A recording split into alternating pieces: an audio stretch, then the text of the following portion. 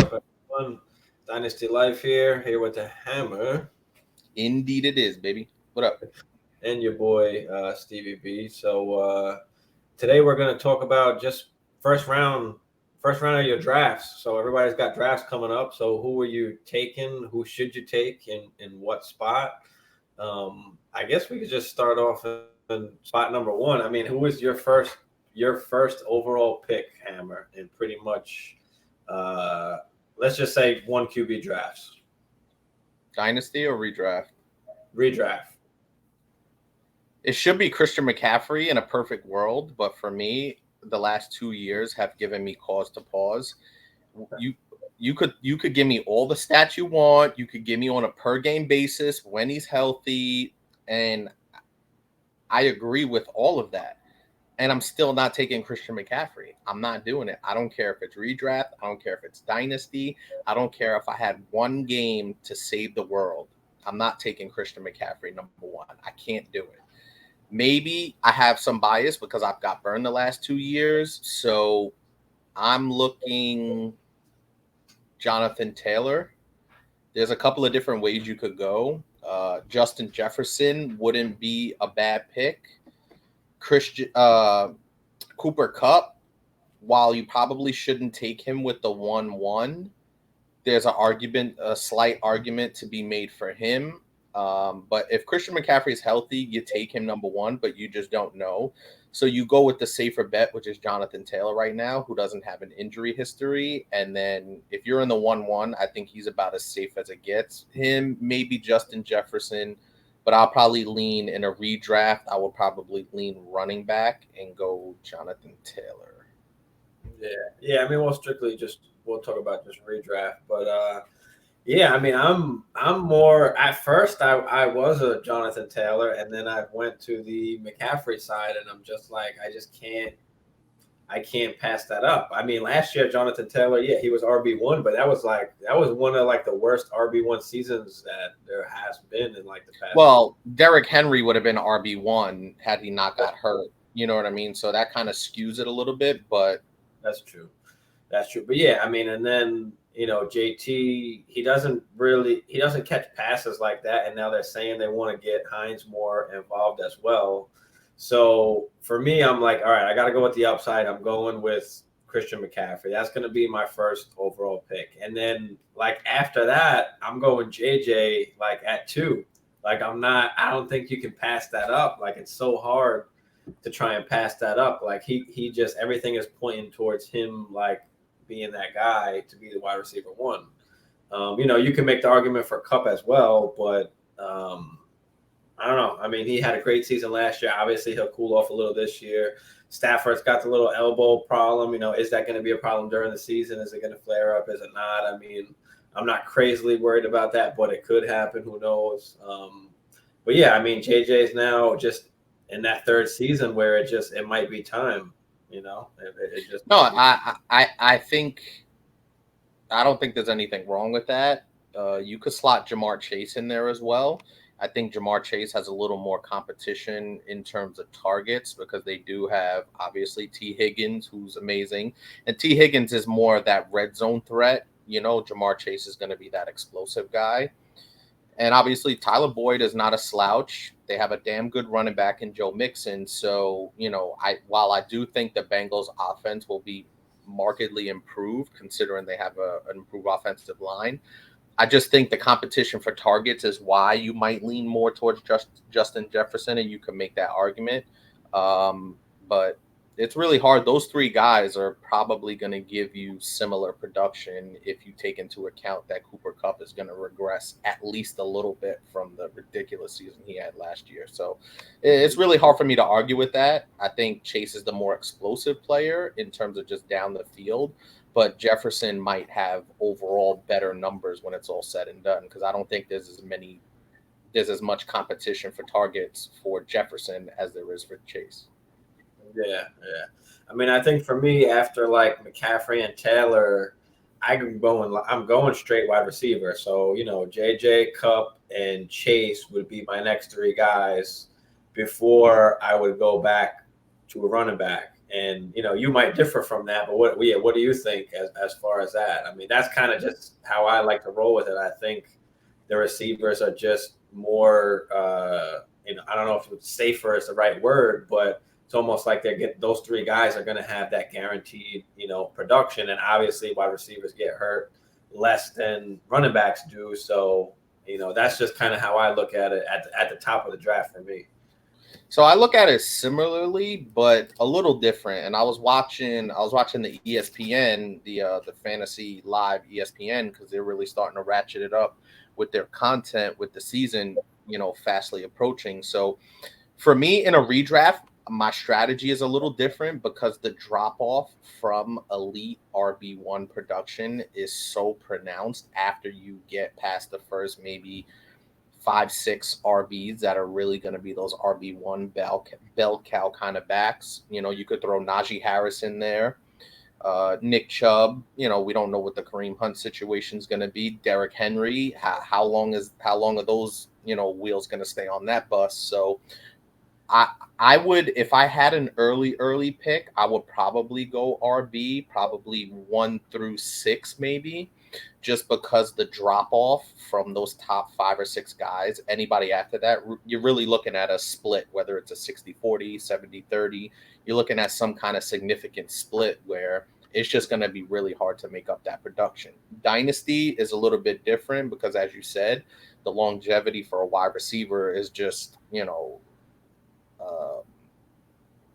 what's the word I'm looking for? It's significantly longer than a running back. So for redraft purposes, if I'm in that 1 to 5, 1 to 6 range, and Jefferson is off the board, or even maybe Chase, Cup off the board, I would go a running back, whether it be Taylor, McCaffrey, Henry for a redraft. But once I get to that mid round, like 7 and on, then if I could grab one of those guys, then those wide receivers, then I would do it. But 1 through 5, 1 through 6 in a redraft, I'm probably taking one of those elite RB1 guys. Yeah. I mean, I'm not as afraid. I mean, I like, just to get one of those top receivers as well. It's more, I don't know if you're taking more of a guarantee, more of a safer, like I said. But yeah, I mean, Dynasty would be totally different anyway. But yeah, so after like McCaffrey, Taylor, I'm straight the 3 running backs, Jefferson, Cup. I mean, 3 wide receivers, Jefferson, Cup, and Chase. And then after that, like I'm looking at Eckler, Mixon, Swift. I'm fading Derrick Henry. I'm not going there. I'm not even going to take that chance. He could very well be healthy and have a great season, but I'm just one of those that's like, yeah, I just rather have one of the wide receivers than to take the chance on Derrick Henry, Yeah, and like I said, that makes sense. And I would, if I had a redraft opportunity, I wouldn't have a problem taking Derrick Henry if I was in the 5-6 hole, depending on who's up there. You know what I mean? It's really about value based, especially in that first round. Eckler is a really interesting guy because he's basically like a poor, I feel bad saying a poor man's McCaffrey because he's so good, but he's basically, a light version of McCaffrey in terms of the rushing and receiving combination between the two. I mean, the guy was just absurd last year with what he had. He had 20 total touchdowns. Yeah. 12 rushing, 8 receiving. What did he have? 600. He had over 1,500 yards from scrimmage and 20 touchdowns. That's going to get it done. From the, he's not going to be an outstanding rusher, only 900 yards rushing, but the receiving and the receptions just make up for it so much. So a guy like Eckler, he's 27. They did pick up Isaiah Spiller, so it's going to be interesting to see. But I think there's plenty of football to go around in that particular offense to really have Eckler be in there, who I kind of, not that I forgot about him, but you don't think about him as a bell cow kind of back, right? So you kind of maybe are not thinking of him in the same sentence as a Henry or a Taylor or even a McCaffrey for that matter. So Dalvin Cook, your boy, is in that mix. Yeah, I mean that's right. That's how I look at it. So the first 5 picks are basically that McCaffrey, Taylor, and my running back. And then that middle part there, like I said, I'm fading Henry. I like Najee, but I just don't know. So in that range, it's the Eckler, Cook, Mixon, and then Najee. I would say no, not even. Yeah, I think Swift. I'm fading Najee as well. I really like Swift this year a lot.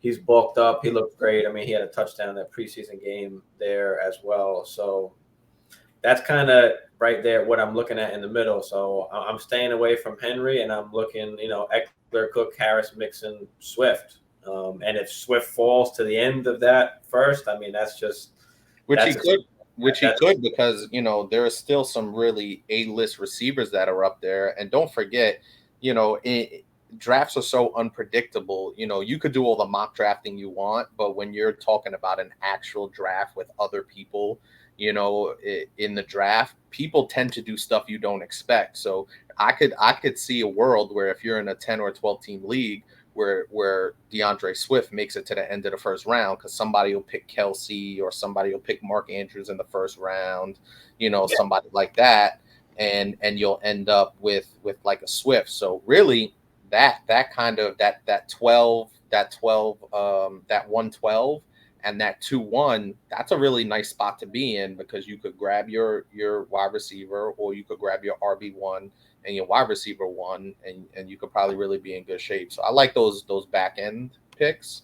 The 1 overall really sounds good, but I like those back end on that swing when you get the 112 and the 1 swing. Yeah, because I mean, with everybody there, I mean, Swift is just naturally going in the end of the first round right now. Right. But I've seen him fall to the middle of the second round, which sounds crazy. At the end of the second round in certain drafts, like people, it all depends on your league and how people, value him. Yeah. I've seen Barkley go in the first round. I've seen Aaron Jones go in the first round. But typically you're looking at Swift in that back end of the first, along with Stephon Diggs, Devontae Adams, Kelsey, and I guess Saquon and Aaron Jones. I've kind of seen that all kind of been in that mix there for that back end of the first. And typically I don't like, well, it all depends, but I don't necessarily like taking tight end really early. Like I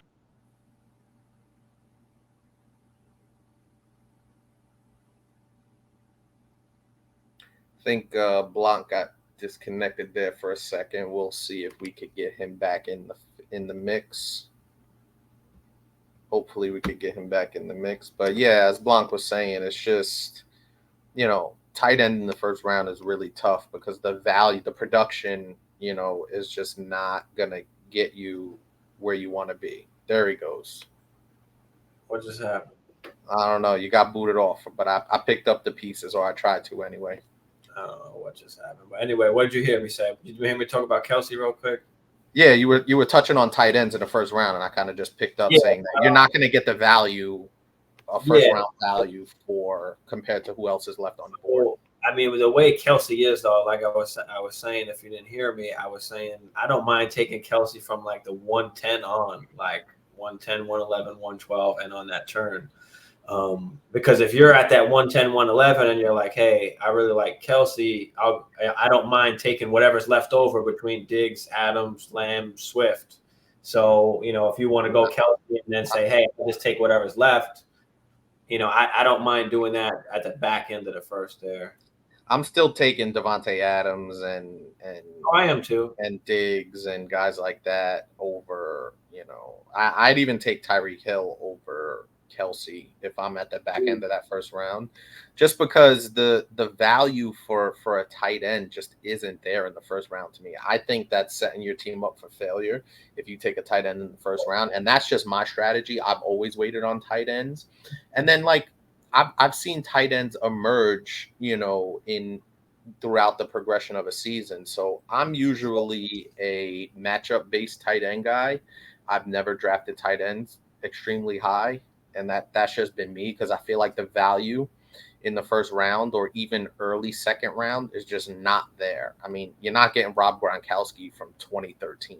You know what I mean? That was a little bit of a different story. He was a different animal. And Kelsey's a beast, but I don't I don't see the value there.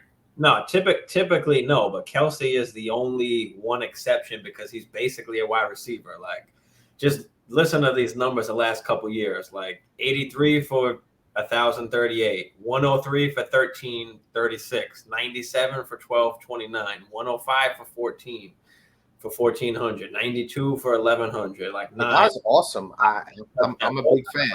It's like a wide receiver, so that's the only guy that I would take, in the first or even second round of a draft would be Kelsey. I don't like Andrews in the second round. I wouldn't take him in the second round.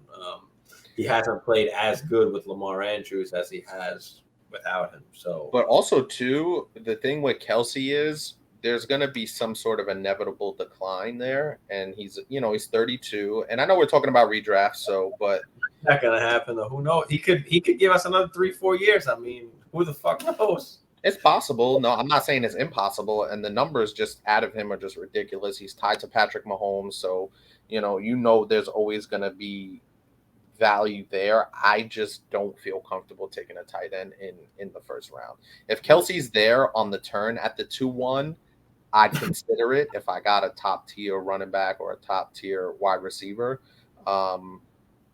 Most likely, if he's there at the 2-1, I'd take him if I got a running back because, like you said, you're going to get wide receiver numbers out of the tight end spot. Mm-hmm. Yeah. So I guess at what point, at what running back are you stopping and shifting to wide receiver? I know you said like with the first 5-6 picks or whatever. So I guess go through and tell me what's the cutoff for you? What running back is the cutoff for you that has to be, left on the board for you to actually go then to wide receiver? I would probably say after. I mean, I know you're high on Swift, and I think he's a really solid back, but they do have Jamal Williams there.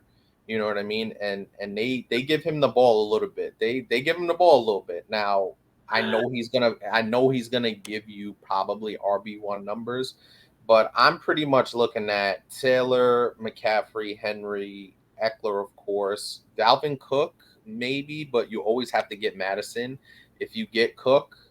So probably after those 4, I could stretch it out to Najee and maybe Mixon, but I would say after that 5th guy, you could probably throw in Najee in there. Then I'm taking a wide receiver. I'm taking Devontae Adams. I'm taking Stephon Diggs. I'd take a CeeDee Lamb, and maybe even Tyreek Hill. So, outside of the Cups and the Jeffersons and the Chases, I would say after that 4th or 5th guy, because Eckler and McCaffrey are basically going to give you wide receiver 2 production out of the running back spot. Sometimes even low-end wide receiver 1 production when you talk about McCaffrey and Eckler. So I would say after that 4th guy, if those 4 guys aren't there, those 5 guys aren't there, then I can pivot to an elite wide receiver 1 and be happy with it. Yeah, I mean, one thing I'm not worried about is Jamal Williams. I mean, even last year, Swift was out. Jamal Williams did absolutely nothing. So I'm not really worried about him, just touching on that quick. But, yeah, I mean, once we get to that back end of the first and all those RBs are gone and you've got, let's say, you're in that 11th spot. I'm just kind of looking at a draft I recently did. So, McCaffrey, Taylor, Eckler, JJ, Cup, Henry, Cook, Harris, Mixon, and Swift off the board 1 through 10. So then we got the 11, 12, and then 1 2 turn there. So, I mean, Chase was still available at that point. Diggs, Adams, Kelsey, Lamb, Cheetah, Debo, Saquon, Kamara, Jones, Chubb. So a lot of different ways you can go on that kind of end turn there. So let's just say those were the guys that are on the board. What are you going with there? Let's just say Chase is not there. Let's just say Mixon is there. So let's say Mixon, Diggs, Adams, Kelsey, Lamb, Cheetah, Debo, Saquon, Kamara, so on and so forth. What do you like there kind of at that turn? You said Chase was there, but you're not going to include him. Let's just say Chase is not there. Let's say Chase is not there. But Mixon. You could go Devontae Adams. I like him a little more with upside than Diggs. I know Diggs he's really awesome, especially with Josh Allen. I'll probably go Devontae Adams because I think I still think he's gonna be elite. He's gonna give you 1,300, 1,400 yards. The touchdowns might regress a little bit because they do have other weapons, but if I'm at the 110 and Devontae's still there in a redraft league, I'm taking Devontae Adams, and I am not feeling any type of way about it.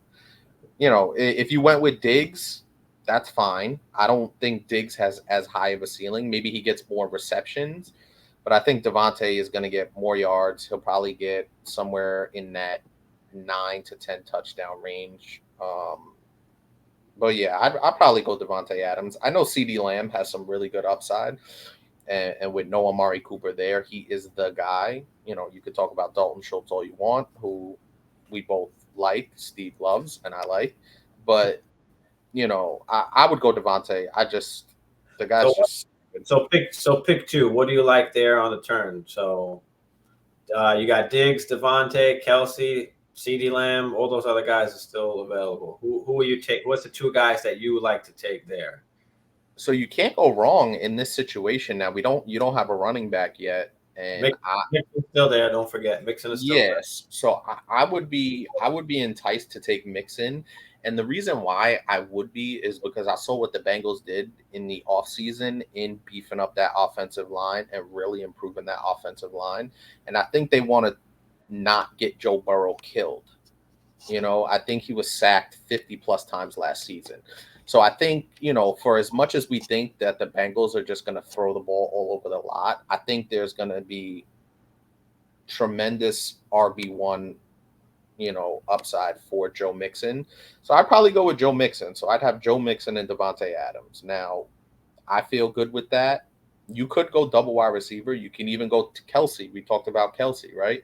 If he's there at the turn on the 2-1, you can go with Kelsey. But since I don't have a running back, and really by the time it swings all the way back to you at the end of the third round, you're really not going to be able to find a ton of RB upside as far as I'm concerned. So I probably go Mixon and Adams there, but I could see a world where I'd be enticed to take Kelsey.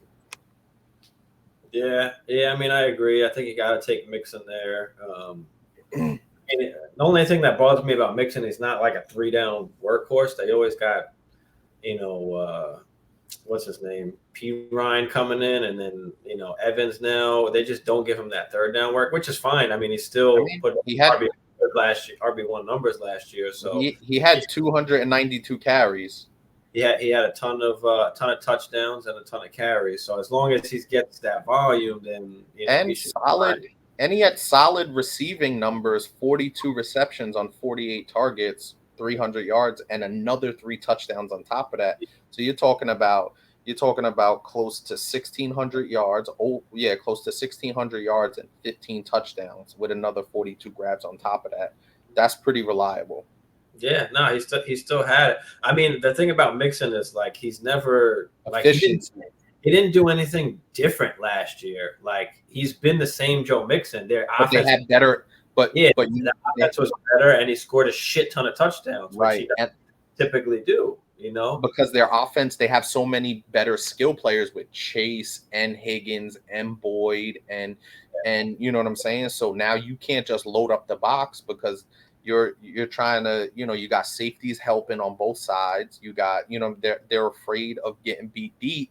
So Joe Mixon had plenty of space to work. He only averaged 4.1 yards per carry, which isn't great, but I love the volume. I love 292 carries. I love 1,200 yards, and I love 12 touchdowns. Like that's rock solid to me. Yeah, so I mean, depending if you're at whatever 11 or 12th pick, and depending what's available to you there, I agree to go with Joe Mixon, and then my preferred would be Mixon Diggs, or Mixon Lamb or Mixon Kelsey. I don't necessarily like Devontae Adams, but that's just me. That's just personal. I just don't want to take there at that spot. But you don't like former Packers. That's fine. No. So I'll take any of those guys, but my preferred would be Mixon Diggs. Otherwise, Mixon Kelsey, Mixon CeeDee Lamb. Yeah, there's options there. On maybe how your league is set up as far as the starting positions and stuff. But even still, I wouldn't be opposed to even going double RB and going like Mixon Javonte at that turn.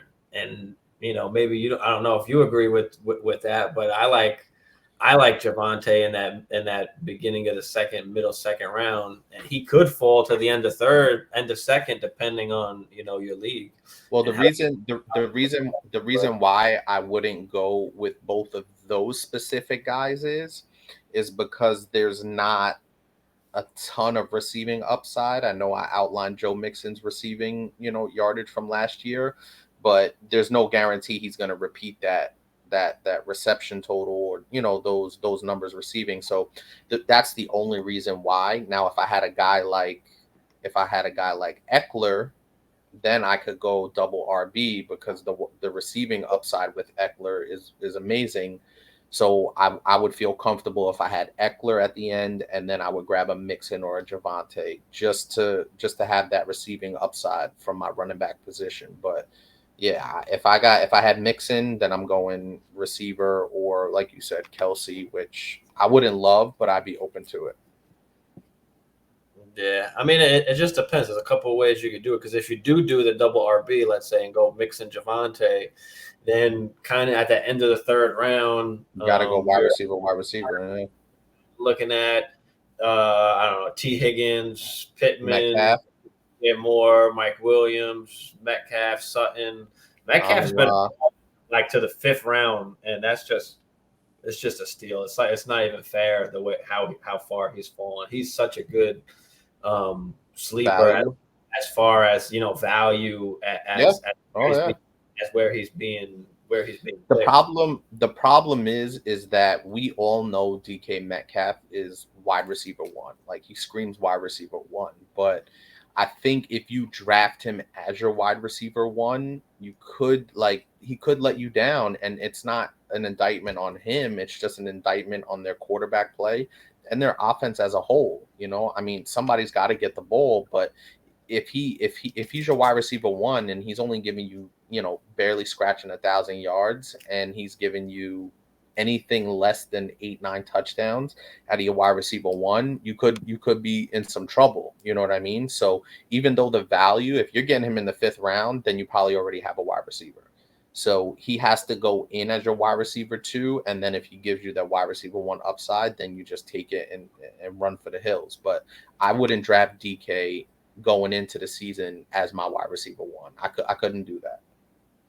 No, I mean, and where he's being drafted, I mean, it doesn't make sense to do that. I mean, you gotta, play the ADP game as well, and just see kind of, like I said, all depends kind of who's in your league too. But every league is different. Everybody is different. So right, in some leagues QBs may go early, and some leagues QBs may not go early.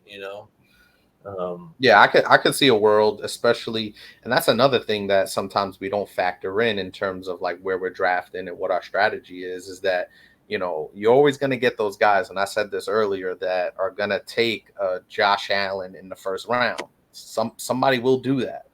You know what I mean? And I'm not saying that's a terrible thing, but somebody will do that, and what that'll do is that'll push guys like Swift into that second round. Somebody will take a Patrick Mahomes in the first round, and when you're doing a real draft with real players in it, and that'll push good value guys like a Swift, exactly like that, and push those guys even further down, and you could grab them in the middle of the second round or on that turn from the 112 to the 2-1.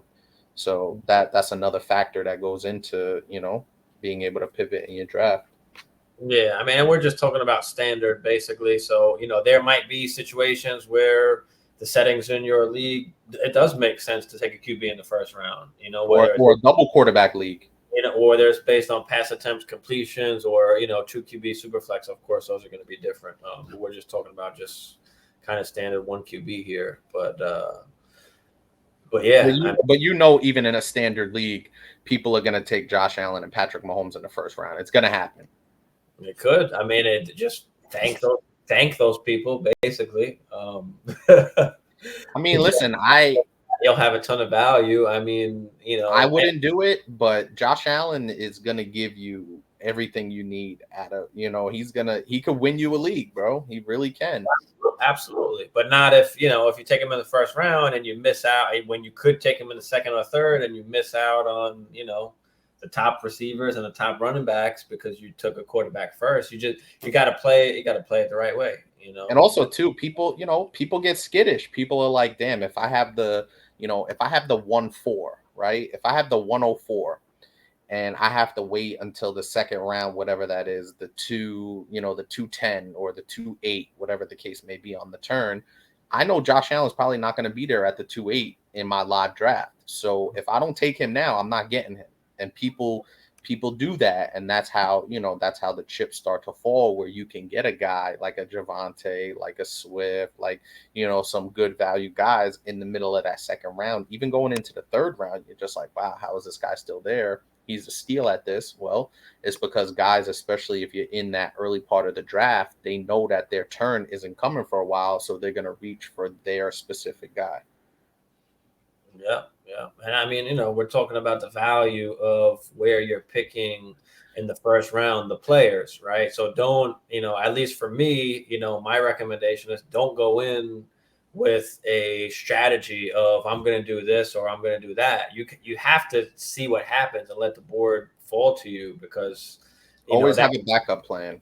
Change your strategy, just depending on what happens. So you've got to play accordingly, but like I said, for me, I'm kind of McCaffrey, Taylor, and then I'm wide receiver. Hammer is a little more, running back until 5 or 6, and then he's going wide receiver. So you gotta, kind of pick what you want to do there, obviously. But I think also too, there's a big difference when you're talking about drafting between a strategy and a philosophy, right? Because if your strategy is, they could be different, but for me, they could be the same, but to me, they're a little different. It doesn't have to be, I have to go, RB or RB wide receiver, or I need to get Josh Allen or Patrick Mahomes in the, first or second round. I don't look at it like that. I look at it as the best player available at that position, and then where my draft position is. So I know that if I'm on the back end or if I'm on the front end, if you got the 1-1, you got to hit that, because you're not drafting for a little while, especially if you're in a little bit of a deeper league, 12 teams, 14 even.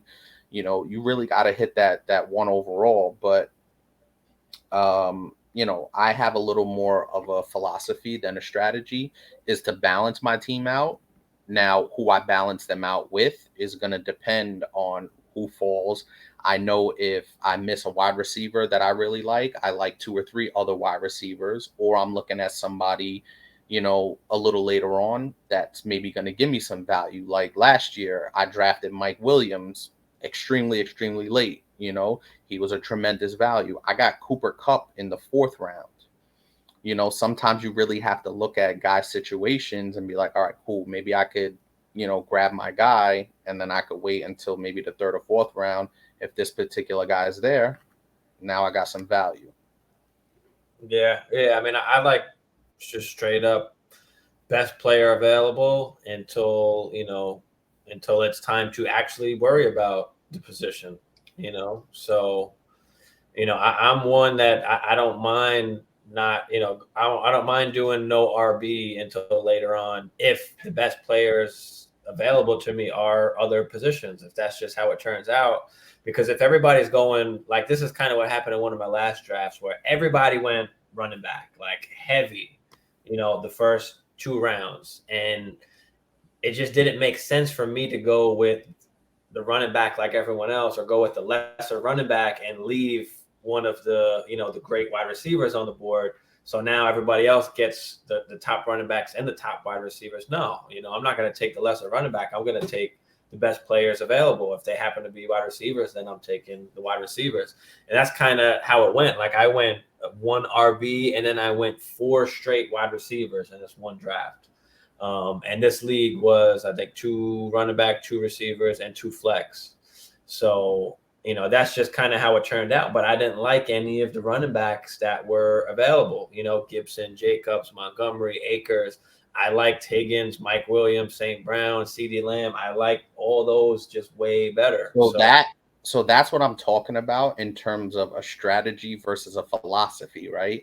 Your philosophy is I'm going to take the best guy at the position as opposed to taking a lesser running back just because all the running backs are going.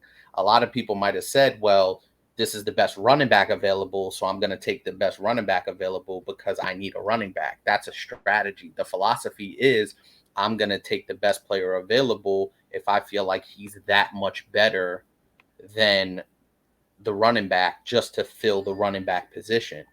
So the philosophy makes sense because what that's going to do is that'll give you the opportunity to be able to adjust, right? If you just have a strategy where I'm going to go RB wide receiver and then either, quarterback or another wide receiver, whatever the case may be, you kind of already have it pre-programmed in your head that I'm taking these positions with these picks, as opposed to having the philosophy of, all right, cool, I'm reading the board. I'm saying, okay, the value for X wide receiver is substantially better than running back, even though I don't have any running backs yet, say in the 2nd round, the 3rd round.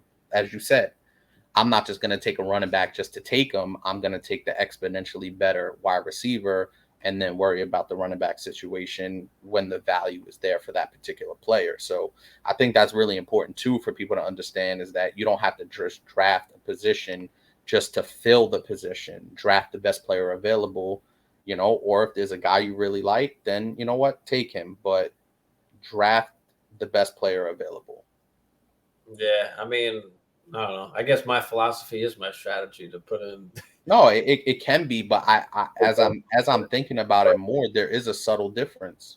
But yeah, so that's what I had to do. Now I know you wouldn't have liked that. I know you want to be more balanced, and you don't want to be so, heavy on one end, because obviously then my RB2 is struggling at that point, and I'm grabbing some guys that might not even be, the old 3 down starter, It depends, honestly, because because I say I want to go unbalanced doesn't necessarily mean that if there's, a high-end wide receiver 2 as opposed to a running back that's in a 50-50 committee, I'm probably going to take the high-end wide receiver 2 or the low-end wide receiver 1 over a 50-50 committee running back. You know what I mean? If I don't have that RB2 slot filled, or that RB2 slot, I could find a guy that's going to give me that value. So or even RB1. So it's tough. I would have to see who's on the board.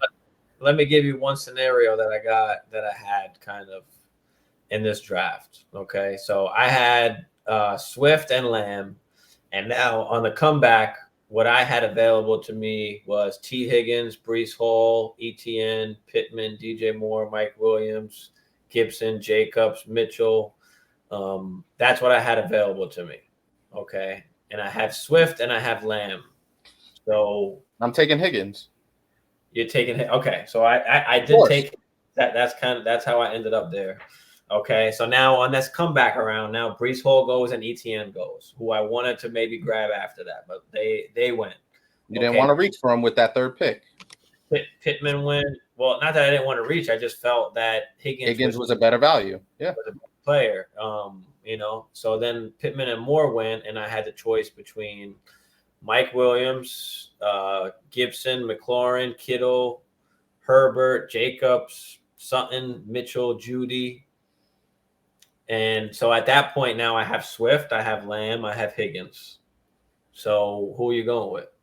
You're going with Jacobs, you're going with Mitchell, you're going with Mike Williams, Waddle, Sutton, Judy, Scary Terry, DK. I probably lean towards Elijah Mitchell, but I wouldn't be, because it's going to start getting thin at running back. and I was comfortable with T. Higgins. If Elijah Mitchell is my RB2, now there's a lot of different things that factor into that, why I'd be a little more hesitant. And, you know, in our home dynasty league, I have Elijah Mitchell on my team, and I have pretty much every other San Francisco running back on my roster as well. But I do feel good about Elijah Mitchell. A lot of the reports saying that he's the guy. I picked up Davis Price, but I would lean towards Elijah Mitchell. But what were the other wide receivers available? Mike Williams, Scary Terry, Waddle, Sutton. Now, let me tell you, typically I probably would pick Elijah Mitchell. The reason why I didn't pick Elijah Mitchell is because this was a full PPR league, and Okay, so the wide receivers are valued more. Being that he doesn't really catch passes. Okay. All right, let me just go so with. I might have went with Waddle. I would have probably went with Waddle. Yes, or Mike Williams. I wound up going Mike Williams because being that he'll be my third receiver right in that league. I'm like, he has high upside out of that third receiver spot. I don't really care about the consistency. If I want those boom weeks, you know, if it has and you could live with the 7-point weeks. But if I get those big daddy 25 out of him, exactly. So anyway, that's kind of how I went there. But anyway, that's kind of just going over the first round basically in redraft leagues, 1 QB. Is there anything else you wanted to add, Hammer? Nah, man. I'm stoked for the season. I'm getting giddy. We in our group chat, we got guys hitting us up about our draft dates. So we got our draft coming up, and I think that's something that, you know, as I'm thinking about it, we definitely want to share with you guys once we do our redraft leagues. We definitely want to pop on and give you some insight into, you know, what we did as far as our redraft leagues go. So definitely stay tuned for that. That's going to be coming up in a couple of weeks. We're already mid-August. I can't believe it. Like preseason's in full swing. We are full steam ahead. But yeah, let us know what you think. I'm really curious to see what you guys think, especially about your first round strategy, you know, or even early in that second round, because that's your workhorse for the season. So make sure you make it a good value pick, and do not pick a quarterback in the first round in a standard league. Do not do it. Yeah, I mean, we'll do another video for round 2 and 3, just so we can go over that as well. So it's like combined.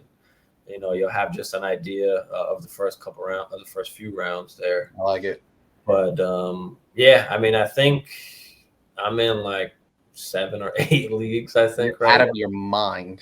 So we got the 3 home leagues, and then I have a bunch just the brand with Dynasty Life. So I'll just I'll put all the teams up so everybody can see all of them. I mean, you know, I like our shared team though in the other Dynasty League. And then we have another Dynasty League that we're in with me, Hammer, and Bagala. So we just kind of share that team for the brand. But yeah, but stay tuned. Let us know what you think, and we'll catch y'all on the next one. Giggity. Oh, send questions or whatever. You got drafts coming up, just send shit in, ask questions, yes. And we'll hit you back on it.